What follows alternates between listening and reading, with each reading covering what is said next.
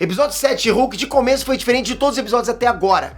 Será que finalmente a gente teve um episódio bom? A gente vai falar sobre isso nesse vídeo aqui. E claro também que a gente vai falar da revelação do Rei Hulk, né? Pra quem pensou como eu, que o Rei Hulk poderia ser o líder, se enganou. Na verdade o Rei Hulk é só mais um macho escroto. E agora que ele tem o sangue da She-Hulk, quem é que pode virar Hulk, hein? Bom, vem comigo que eu vou te explicar tudo que rolou nesse episódio e o que deve rolar no final da série. Vamos lá!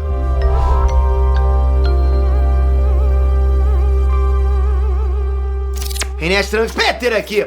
Antes de tudo, já quero falar que esse foi mais um episódio sem o Demolidor do Charlie Cox. Eu realmente não achei que a Marvel iria fazer isso, mas fez. Estão empurrando pra caramba. O Demolidor que foi o clímax do trailer da série, concorda? Pô, foi na verdade um bait pra fazer todo mundo assistir uma série que simplesmente não tem o Demolidor. Todo mundo foi lá pra assistir. Na verdade, gente, não é que todo mundo foi lá pra assistir o Demolidor, mas o Demolidor chamou muita atenção, isso que eu quero dizer. Então foi um clickbait, sim. Pelo menos até agora tá sendo, ok? A Marvel vai segurar até o final a aparição do Demolidor pra prender a galera mesmo. Acho que eles vão fazer isso. Enquanto isso, a gente continua vendo filler de 20 minutos semana após semana. Aliás, esse episódio 7 aqui me surpreendeu por quê? Porque eu achei que ele seria diferente. No começo eu falei, pô, vai ser diferente. Quando começou, eu tava gostando. Então, pô, tava diferente, né? Pô, gostar do episódio de She-Hulk tava sendo diferente. A série tava se levando mais a sério. A Jennifer tava desenvolvendo o início de uma relação com o Josh. Mostra ali os encontros deles, a relação progredindo, né? Eles aumentando de intimidade conforme vão se vendo. Eu pensei mesmo, tipo, caramba, finalmente a série tá mostrando uma coisa real. Sabe, não tá parecendo que eu tô assistindo A Praça é Nossa, finalmente. Com todo respeito à Praça é Nossa, que é muito melhor que a série. Porque na Praça Nossa eu realmente rio, ok? Mas, tipo, eu realmente pensei que os fillers tinham acabado ali. E a gente finalmente estava vendo desenvolvimento de personagens e relações reais. Acho que isso ia acontecer ali. Eu achei que finalmente ia virar uma série de verdade, agora que chegou no final. Tipo, é a reta final. Agora sim a gente vai ter aquela coisa que aconteceu na série do Obi-Wan, você lembra? Que o Obi-Wan foi chato pra caramba e no final, pô, valeu a série toda. Por mais que essa sequência inteira seja meio preguiçosa, né? Como a série não tem qualidade de texto, de roteiro, também não gasta tempo pra desenvolver nada, preferiram botar os encontros da Jennifer e do Josh sem nenhum diálogo. Fizeram literalmente um clipe musical, entende? Assistam lá vocês de novo, vocês vão ver que é um videoclipe, exatamente isso. Aliás, tem outra sequência nesse episódio que vira um clipe musical do nada. Sei lá, montagem bem estranha desse episódio. Mas o que tava me surpreendendo mesmo era que o Josh, um homem, não tava sendo escroto. Tem um homem no planeta Terra que é um homem bacana, olha isso. Ele tava sendo um cara legal. Finalmente ele tava mostrando um homem normal, um homem que existe. Sim, esse tipo de homem existe, você pode achar que não, mas existe. Né? Numa série que demoniza os homens todo santo episódio, isso era uma coisa nova. Mas aí logo na sequência deles dormindo juntos, ele simplesmente vai embora e para de responder ela. Ela manda mensagem de volta e ele não responde. Eu de verdade, galera, achei que o grupo tinha pegado ele, sabe, feito alguma coisa com ele, mas não. A série simplesmente escolheu esse acontecimento para abordar mais um tema feminista sobre relacionamentos com homens, o ghosting. Ghosting, já ouviu falar? Bom, pra quem não sabe, o ghosting vem da palavra fantasma em inglês. O ghosting é fantasma em inglês. E é um comportamento que é muito associado aos homens.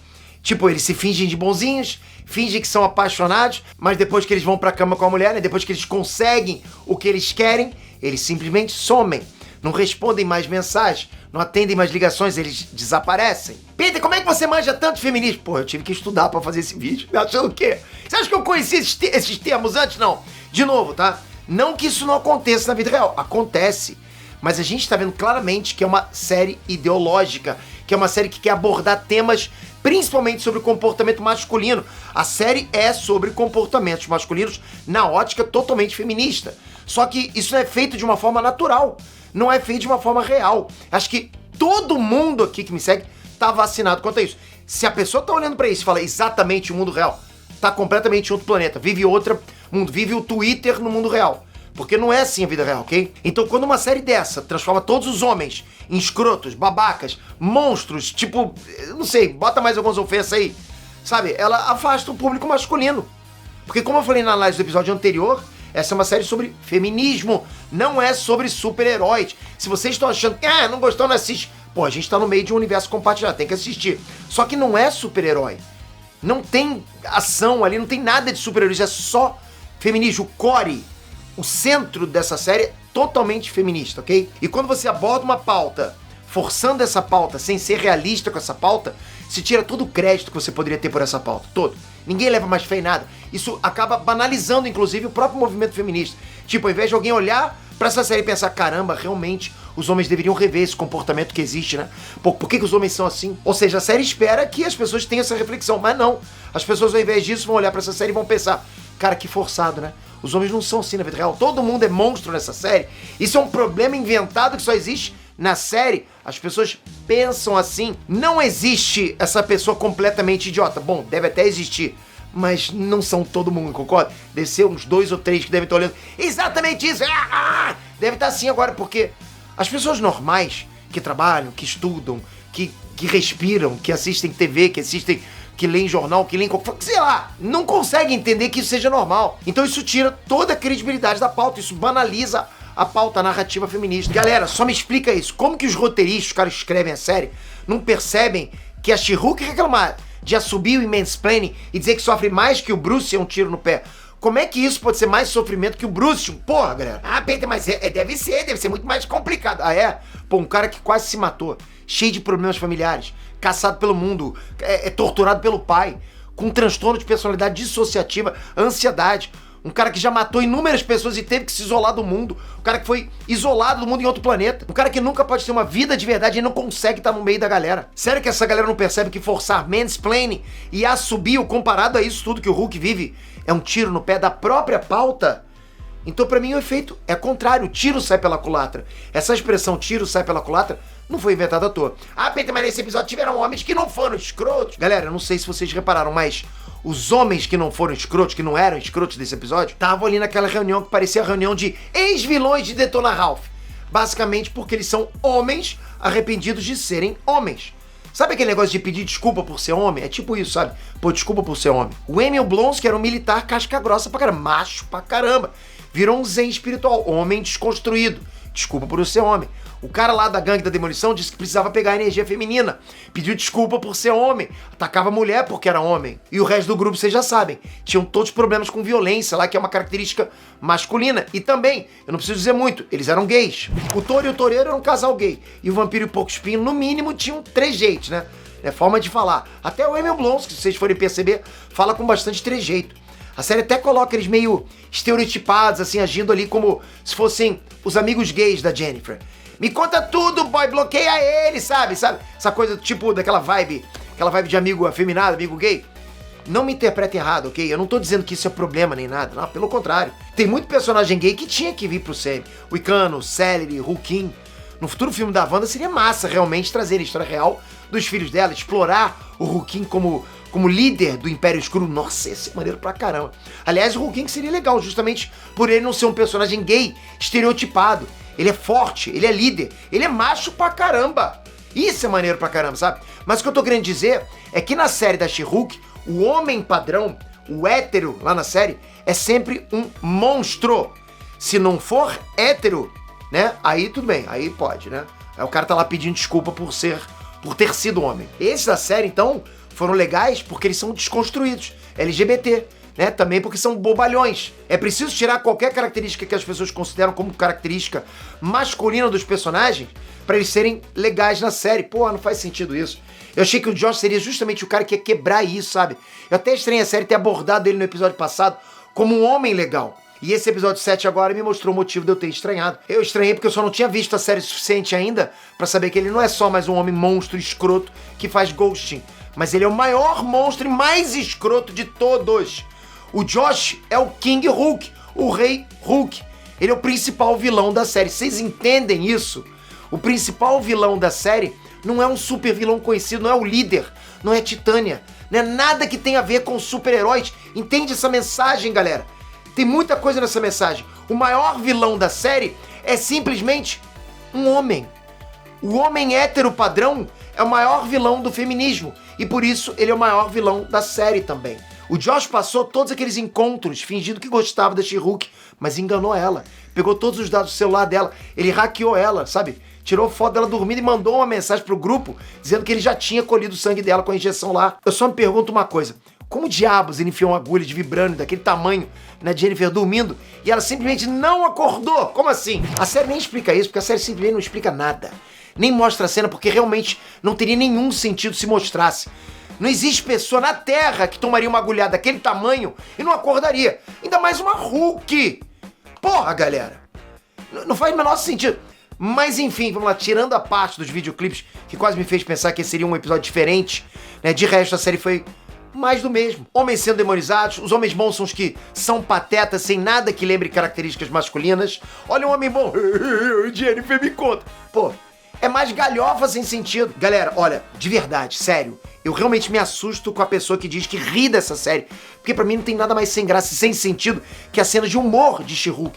Não é engraçado, essa série não tem graça. Ah, o mau cheiro do porco espinho. O mentor e toureiro espanhol brigando. O abominável tem uma galinha preferida do galinheiro. Os textos de comédia dessa série são tão mal escritos, são tão sem sentido, na boa.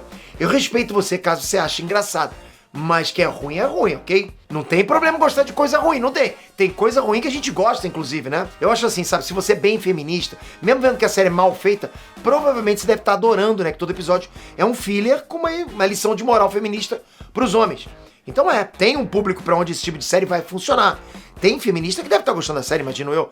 Mas pra quem é realmente fã do CM, fã de super-herói, a série simplesmente não funciona, porque não é nada de super-heróis, não é. É uma série sobre feminismo com alguns poderizinhos, né? Eu até gosto de uma ideia que She-Hulk traz, que é a ideia de que existem inúmeras pessoas espalhadas pelo mundo com superpoderes. Isso foi bacana. Óbvio, né, que em She-Hulk todas essas pessoas superpoderosas são apresentadas assim da forma mais caricata e ridícula possível. É muito difícil imaginar elas no mesmo universo que os Vingadores, por exemplo. Você consegue imaginar essas pessoas com superpoderes no universo dos Vingadores? Não dá. É um universo mais sério, mais real. Isso é muito paródia, muito galhofa. Só que, apesar da execução da série ser ruim, a ideia é boa. Porque essa ideia deveria existir desde o início. O CM é uma adaptação da Marvel Comics, né, dos quadrinhos. E nos quadrinhos tem, assim, inúmeros seres superpoderosos, mutantes, inumanos, experimentos científicos, né, alienígenas, seres místicos. Ou seja, tem sim um universo de super-heróis grande. E a série finalmente abordou isso. Então, sim, tem que ter vampiro e meta-humano espalhado por aí a rodo, tem que ter. Se a Marvel se prender do jeito que fazia antes, né, explicando os poderes e origem de cada personagem que aparece no CM, seria até estranho explicar como é que do nada tem mutantes por aí, não dá. Agora, depois de She-Hulk, você já consegue imaginar que tem mutantes, tem outros tipos de pessoas com superpoderes pelo mundo desde sempre. Isso foi bacana, essa mensagem foi passada bacana pra gente. Eu acho que podia ter sido um pouquinho diferente, né, mas pelo menos plantaram a semente. Isso é bom pra gente ter uma futura guerra civil no CM. Eu ainda quero ver uma guerra civil de verdade, com exército de super-heróis igual foi nos quadrinhos. Eu tenho essa esperança, sabe? Ainda que o CM refaça algumas adaptações que ficaram completamente cagadas, né? Por exemplo, Thor Ragnarok, adapta o Planeta Hulk e Ragnarok das HQs. É um filme divertido, beleza, mas pô, galera, com uma cajadada você matou duas ótimas histórias do Hulk e do Thor. Você podia ter tido duas histórias separadas, épicas. E são histórias que tinham muito mais potenciais pra serem dois filmaços, como eu falei, mas acabaram virando um filmezinho divertido, né? Até uma bomba, como foi o caso do Thor, Amor e Trovão, que adaptou o arco do Gore, que é a melhor história do Thor de todos os tempos. Isso na HQ, né? Porque o filme, não tem o que falar daquele filme. Enfim, tem muitos rumores aí do Hulk ter voltado pra sacar em She-Hulk, porque estão preparando um filme com o Hulk e a She-Hulk pra adaptar Planeta Hulk de novo. Dessa vez bem feito, né? Com o Hulk virando quebrador de mundos casca grossa. Vamos ver, eu já não sei mais, sinceramente. Eu acho assim, que até o final de She-Hulk, com certeza vão ter que mostrar o que aconteceu com o Hulk depois de ele ir pro espaço, né?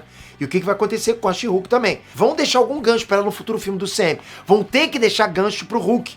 Gancho pro Demolidor, pra série dele, Demolidor Born Again, né? Ou talvez pra aparição dele na série da Echo. Tem que ter. E no final das contas são esses ganchos importantes pro CM que estão segurando as pessoas na série, com certeza isso. A grande massa tá assistindo She-Hulk porque esse é o capítulo atual do CM. Então não tem essa de não gostou, não assiste. Não faz sentido isso, para com esse argumento idiota. Mas infelizmente o que a gente tá vendo não tá melhorando. A série não melhora. Porque eu tenho fé que os 2 episódios finais vão ter alguma história mais séria. Eu tenho fé. Não é possível que a série acabe com 2 fillers. O sangue que o Josh pegou, talvez seja usado aí pra transformar alguém em Hulk. Talvez o Josh mesmo vire, né? Talvez a Titânia se voluntaria aí pra virar a Red She-Hulk. Nos quadrinhos, o grupo Inteligência transformou bastante gente em Hulk. Então eu imagino que isso deve acontecer na série. Eu tô com a impressão que esse final vai finalmente virar uma série de super-herói. Por favor, né?